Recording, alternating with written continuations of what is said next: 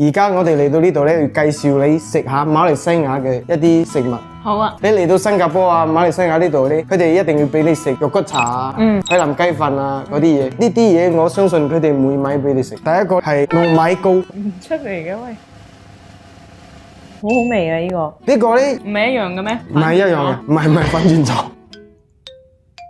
我中意呢個多啲。馬來西亞印度人嘅花生餅，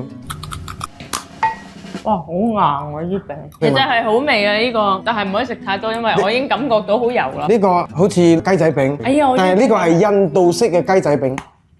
哇，一嚿比一嚿硬，但係呢個好好味喎，下一個呢個係辣薑，你食唔食得辣啊好辣嘅喎，我已經感覺到佢辣。 ？OK 喎。 OK 啊，呢個咧就係麵包，但係乾嘅，係硬嘅。